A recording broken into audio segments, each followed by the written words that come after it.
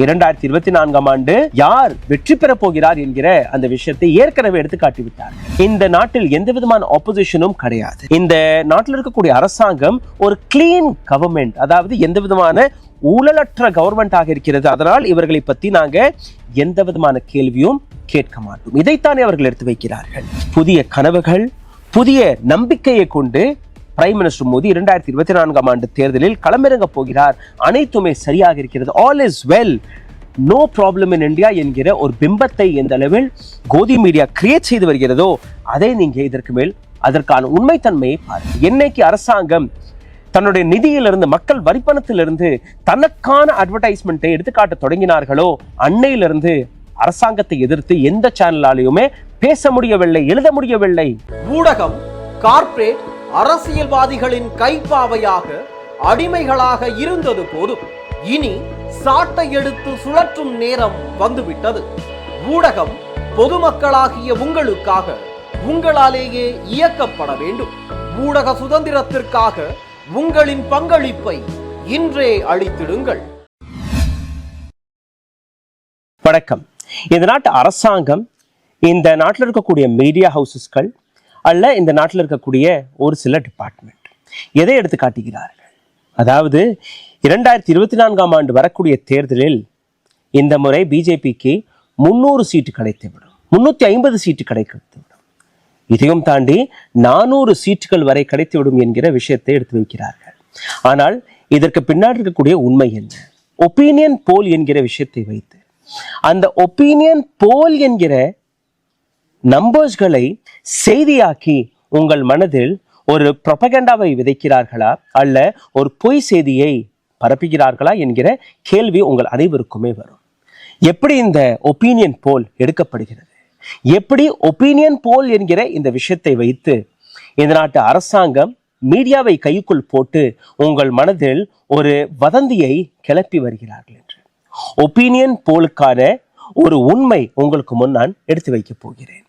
எப்படி ஒப்பீனியன் போலிலிருந்து வரக்கூடிய நம்பர்ஸ்களை செய்தியாக்கி அதை சித்தரித்து ஒரு அரசியல் நாடகத்தை அரங்கேற்றி வருகிறது இந்த நாட்டு அரசாங்கம், கோதி மீடியா மற்றும் ஒரு சில ஏஜென்சிகள். 300 சீட்டுகள், 350 அல்ல 400, இதுதான் உண்மை என்கிற விஷயத்தை நீங்க புரிஞ்சு கொள்ள வேண்டும். ஏன் இந்த நாட்டில் இருக்கக்கூடிய கோதி மீடியா மக்களுக்கான கேள்விகளை கேட்க மறந்துவிட்டது? எந்த எதிர்கட்சிகள் கேள்விகளை எழுப்பினால் கூட அந்த கேள்விகளை மக்களிடம் கொண்டு போய் சேர்க்காதபடி ஒவ்வொரு ஷோக்களை, ஒவ்வொரு டிபேட்களை நடத்தி வருகிறார்கள். பிரைம் டைம் டிபேட் என்கிற பேரில் உங்களுக்கு முன்பு ஒரு ப்ரொபகண்டாவை மட்டுமே இந்த நாட்டு கோதி மீடியா பரப்பக்கூடிய காரணம் என்ன? அடுத்த 4 மாதங்களுக்கு பின்பு வரக்கூடிய ரிசல்ட், 2024ஆம் ஆண்டு தேர்தல் முடிவுகள், அதை பற்றி இன்னைக்கே பேச தொடங்கிவிட்டார்கள். ஆனால் உங்களுடைய கேள்விகள், இந்த நாட்டு எதிர்கட்சிகளுடைய கேள்விகளை பற்றி யாருமே கவலைப்படுவதில்லை. இதற்கான காரணம் என்ன? ஒவ்வொன்றாக பார்க்கலாம். The real news, the fact of India or Indian people. 4 மாதத்திற்கு பின்பு வரக்கூடிய ஒப்பீனியன் போலை பற்றி எந்த அளவில் மீடியா எடுத்து காட்டுகிறதோ, எந்த விதமான நரேஷன்ஸ்களை எடுத்து காட்டுகிறதோ, அதிலிருந்து நீங்க பார்க்கக்கூடிய செய்தி வெறும் 10% vote share அதிகரித்து விட்டாலே போதும் ராஜீவ் காந்தியோட ரெக்கார்டை மோடி அவர்கள் உடைத்து விடுவார். அதாவது இந்த முறை 400 சீட்களையும் தாண்டி விடும் பிஜேபி. 141 எம்பிக்கள் சஸ்பெண்ட் செய்யப்பட்டிருக்கிறார்கள். ஆனால் அவர்களை பற்றி எந்த விதமான கேள்வியும் இந்த நாட்டு அரசாங்கமோ அல்ல இந்த நாட்டு கோதி மீடியாவோ தன்னுடைய ஷோக்களில் கேட்பதில்லை. அதாவது மக்களுடைய கேள்விகள் மக்களுடைய பிரதிநிதிகள் வழியாக தான் கேட்கப்படுகிறது. அதை பற்றிய எந்த விதமான ஷோவையும் உங்களால் பார்க்க முடியாது. அப்போ என்னதான் அவர்கள் காட்டுகிறார்கள்? ஒரு ப்ரொபகண்டாவை. 2024ஆம் ஆண்டு யார் வெற்றி பெற போகிறார் என்கிற அந்த விஷயத்தை ஏற்கனவே எடுத்து காட்டிவிட்டார்கள். ஏற்கனவே அரசாங்கத்துடைய ஸ்டேட்மெண்ட்ஸ்கள் அல்ல கோதி மீடியாவுடைய ப்ரோக்ராம்ஸ்களை நீங்க பார்த்தீர்கள், அவர்களுடைய நரேஷன்ஸ்களை பார்த்தீர்களாலே உங்களுக்கு புரிந்துவிடும் பிஜேபி தான் மீண்டும் ஒரு முறை வெற்றி பெற போகிறது என்று. இதே போன்ற ஸ்டேட்மெண்ட்களை, இதே போன்ற நரேஷனை தான் கோதி மீடியா செட் செய்து கொண்டிருக்கிறது. இதே இடத்தில் நீங்க பார்த்தீர்கள்னா அவர்கள் எடுத்து வைக்கக்கூடிய நரேஷன் என்ன? இந்த நாட்டில் எந்த விதமான ஆப்போசிஷனும் கிடையாது. இந்த நாட்டில் இருக்கக்கூடிய அரசாங்கம் ஒரு கிளீன் கவர்மெண்ட், அதாவது எந்த விதமான ஊழலற்ற கவர்மெண்டாக இருக்கிறது. அதனால் இவர்களை பற்றி நாங்க எந்த விதமான கேள்வியும் கேட்க மாட்டோம். இதைத்தானே அவர்கள் எடுத்து வைக்கிறார்கள். இதை தாண்டி மக்களுக்கு முன் எந்த விதமான பிரச்சனைகளும் அல்ல, மக்களுக்கு அனைத்துமே கிடைத்துக் கொண்டிருக்கிறது. இதுவும் ஒரு நெரேஷனாக இந்த நாட்டு கோதி மீடியா செட் செய்து கொண்டிருக்கிறது. மக்கள் மீது எந்த விதமான இம்பாக்ட் இருக்கிறது, ஒப்பீனியன் போல் வழியாக எந்த விதமான இம்பாக்டை மக்கள் சந்தித்துக் கொண்டிருக்கிறார்கள், அது எப்படி ரிசல்ட்டாக மாறுகிறது, இதை பற்றியும் பேச மறுத்து வருகிறார்கள். இவிஎம் பற்றி எந்த விதமான சந்தேகங்கள் ஏற்பட்டால் கூட இவிஎம்ஐ பற்றி ஒரு ஷோவையாவது நீங்க பார்த்திருக்கிறீர்களா? அல்ல ஒரு நியூஸ் பேப்பர் அதை செய்தியாக மாற்றுகிறார்கள், அதை நீங்க பார்க்கிறீர்களா? யாருக்குமே புரியாது. இதையும் தாண்டி நீங்க பார்த்தீர்கள்னா மோடி அரசாங்கத்துடைய ஒன் வே கம்யூனிகேஷனை பத்தி மட்டுமே நீங்க பார்த்து கொண்டிருக்கிறீர்கள். மோடி அவர்களுடைய அனைத்து செய்திகளுமே அட்டைப்படமாக நீங்க பார்த்து கொண்டிருக்கிறீர்கள். நியூஸ் பேப்பரின் அந்த முதல் பக்கத்தில் நீங்க பார்த்து கொண்டிருக்கிறீர்கள். ஆனால் இதே போன்ற கேள்விகள் ராகுல் காந்தி பார்லிமெண்ட்ல இருந்து கேட்டாலோ, அல்ல மஹுவா மொய்த்ரா கேட்டாலோ, அல்ல இந்த நாட்டுக்கு கூடிய எந்த எம்பி கேட்டாலோ அது செய்தியாக மாறுவதல்ல. அதை ஒரு எதிரிகள் கேட்கக்கூடிய கேள்வியாக எடுத்து வைக்கக்கூடிய வேலையை கோதி மீடியா பார்த்து கொண்டிருக்கிறது. ஒப்பீனியன் போலிற்கே திரும்பி விடலாம். ஒப்பீனியன் போல் எந்த விதமான மேனிபுலேஷன் வேலையை பார்த்து கொண்டிருக்கிறது. ஒப்பீனியன் போல் யார் கிரியேட் செய்கிறார், அந்த ஒப்பீனியன் போல் எப்படி செய்தியாக மாறுகிறது, அனைத்துமே நீங்க பார்க்க போறீர்கள். We don't have opposition. We don't have any leader who can compete with Modi. இந்த மாதிரியான ப்ரொபகண்டாவை எதற்காக செய்து வருகிறார்கள்? அப்போ இந்தியாவில் எந்த விதமான எதிர்ப்பும் கிடையாதா என்று நீங்க பார்த்தீர்களா? நிச்சயமாக இருக்கிறது. ஆனால் அந்த பிரச்சனைகள், அந்த இஷ்யூக்கள் டிஆர்பியாக மாறுவதல்ல. டிஆர்பியாக மாறியது என்றால் அதை நீங்க எப்படி பார்ப்பீர்கள்? உலகம் முழுவதும் இப்படித்தானே ஒப்பீனியன் போல எடுக்கிறார்கள் என்கிற ஒரு விதியை எடுத்து வைக்கிறார்கள். ஆனால் அந்த விதிமுறை சரியாக இருக்கிறதா? அதை நீங்க பாருங்கள். புதிய கனவுகள், புதிய நம்பிக்கையை கொண்டு பிரைம் மினிஸ்டர் மோடி 2024 ஆண்டு தேர்தலில் களமிறங்க போகிறார். அனைத்துமே சரியாக இருக்கிறது. All is well, no problem in India என்கிற ஒரு பிம்பத்தை எந்த அளவில் கோதி மீடியா கிரியேட் செய்து வருகிறதோ அதை நீங்க இதற்கு மேல் அதற்கான உண்மைத்தன்மையை பாருங்கள். ஒப்பீனியன் போல் என்கிற பேரில் ஒரு சில ஏஜென்சிகள் இந்தியாவில் வேலை பார்க்கிறது. லோக்சபாவில் மொத்த சீட்டுகளுடைய எண்ணிக்கை 543. அதாவது ஒவ்வொரு கான்ஸ்டிடியூஷன், ஒவ்வொரு எம்பிக்கு ஒரு ஆவரேஜ் எடுத்து பார்க்கும்போது 16 லட்சம் ஓட்டர்ஸ்கள் ஆன் அன் ஆவரேஜ் நீங்க பார்த்தீர்கள்னா ஒரு சில கான்ஸ்டிடியூன்சியில் 10 லட்சம் ஓட்டர்ஸ்கள் இருக்கிறார்கள், ஒரு சில கான்ஸ்டிடியூன்சியில் 22-25 லட்சம் ஓட்டர்ஸ்கள் வரை இருக்கிறார்கள். ஆனால் ஒரு ஆவரேஜ் எடுத்து பார்த்தீர்கள்னா இந்த ஓட்டர்ஸ்களோட எண்ணிக்கை வெறும் 16 லட்சமாக மாறும். அப்போ ஒரு எம்பியை தேர்வு செய்வதற்காக 16 லட்சம் ஓட்டர்ஸ்கள் தன்னுடைய ஓட்டை போட்டு அவர்களை பார்லிமெண்ட்டுக்கு அனுப்புகிறார்கள். ஆனால் ஒப்பீனியன் போல் எத்தனை பேரிடம் எடுத்தால் அது சரியாக இருக்கும் என்று நீங்க அந்த கேள்வி எடுத்து வைத்தீர்கள்னா சாதாரணமான மக்கள், உங்கள் போன்ற என் போன்ற மக்கள், குறைஞ்சபட்சம் ஒரு 10% மக்களிடம் நீங்க போய் கேள்வி கேட்டு அவர்களுடைய ஒப்பீனியனை நீங்க ஒப்பீனியன் போலாக எடுத்து வைத்தீர்கள், அது சரியாக இருக்கும் என்று கூறுவார்கள். சரி, 10% அது அப்போ 1,60,000 பேரிடம் ஒரு ஒப்பீனியன் போல் கம்பெனி போய் அந்த கேள்விகளை கேட்க வேண்டும். அப்ப அவர்களுடைய ஒப்பீனியன் வந்தால்தான் அது ஒரு விதமாக சரியான ஒப்பீனியனாக பார்க்கப்படும். அது நடக்கிறதா? கிடையாது.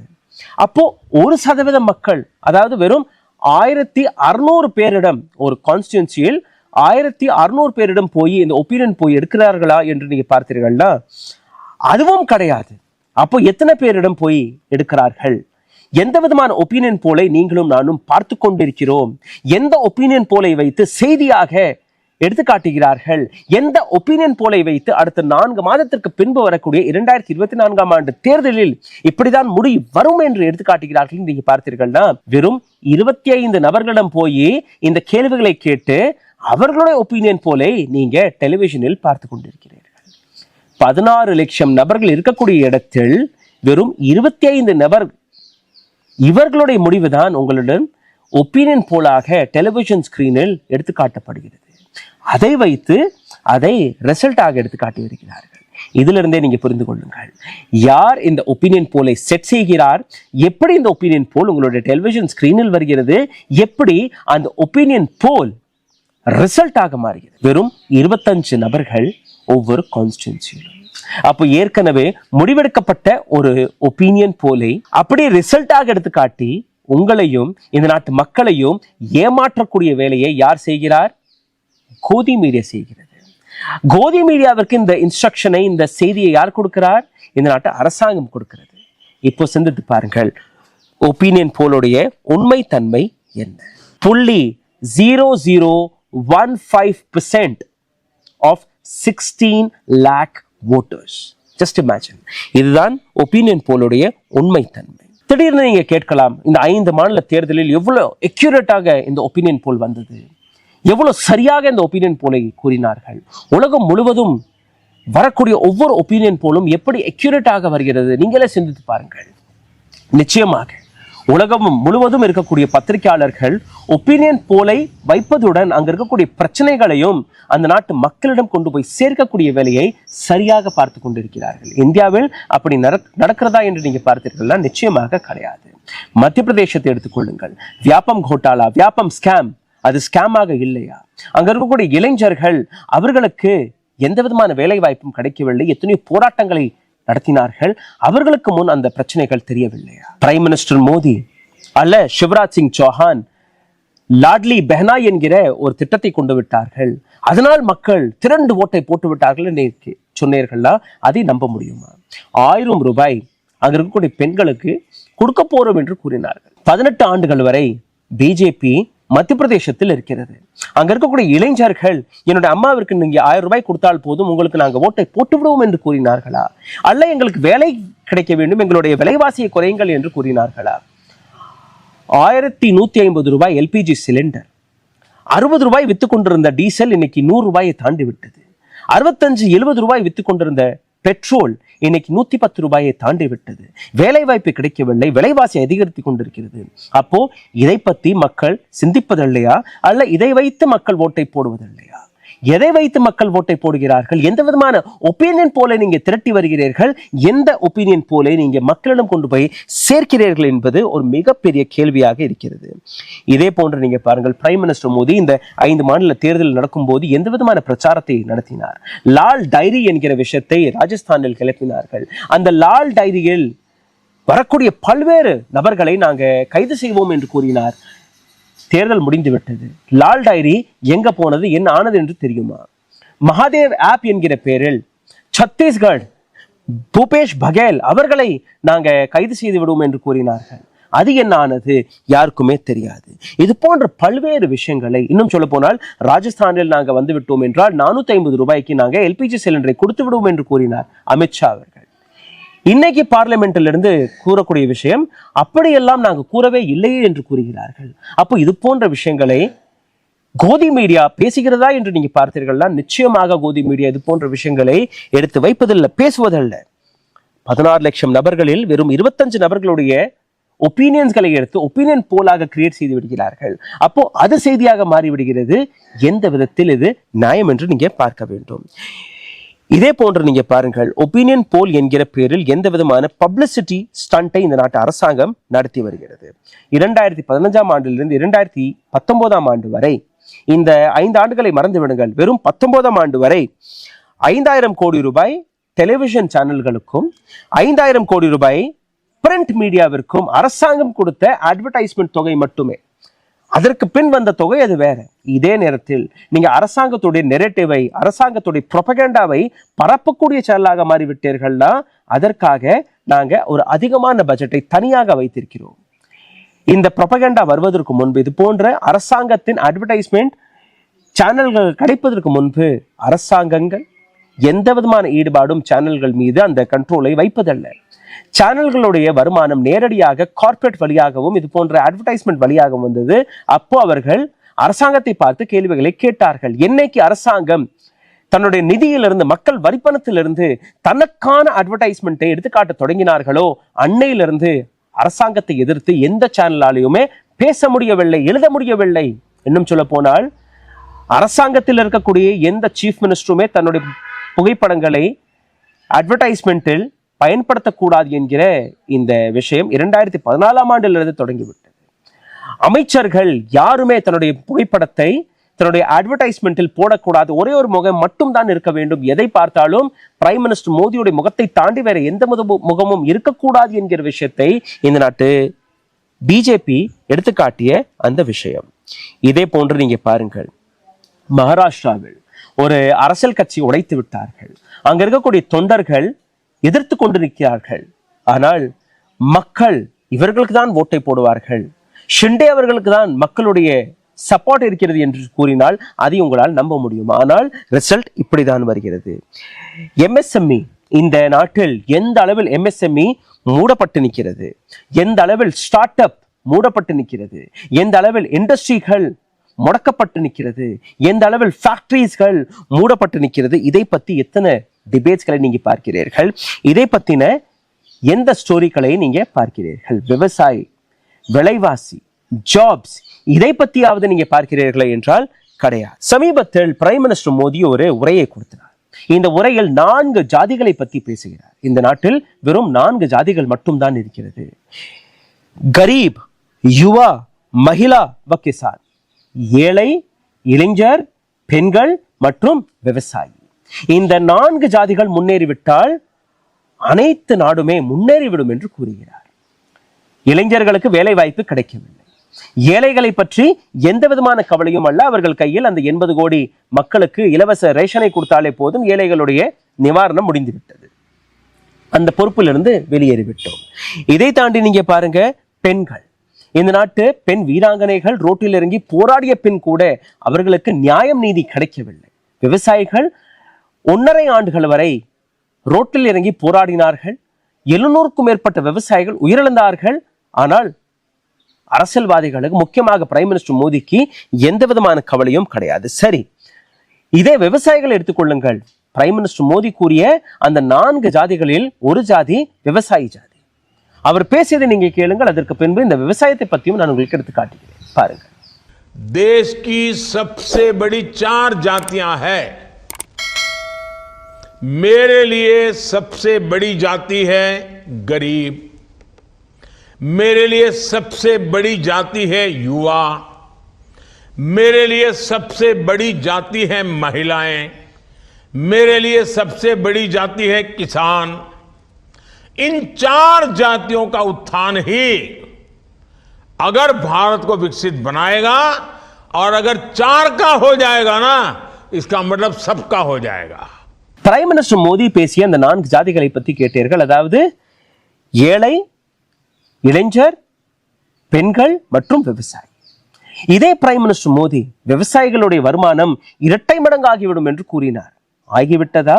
நிச்சயமாக கிடையாது. ஆனால் விவசாயத்திற்கு என்ன செய்தார் என்று நீங்க பார்த்தீர்கள்னா, அரசாங்கம் கிட்டத்தட்ட 28% விவசாய நிலத்திற்கான அந்த இன்ஃப்ராஸ்ட்ரக்சரை மட்டுமே இதுவரை சரி செய்து கொடுத்திருக்கிறது. அதாவது சரியான மின்சாரம் கொடுத்த ஒரு விவசாயம் என்று நீங்க பார்த்தீர்கள்னா, அக்ரிகல்ச்சர் அந்த ஃபர்டிலைஸ்ட் நிலமாக நீங்க பார்த்தீர்கள்னா, இந்தியாவில் இருக்கக்கூடிய வெறும் 28% நிலத்தில் மட்டும்தான் விவசாயம் இன்னைக்கு நடந்து கொண்டிருக்கிறது.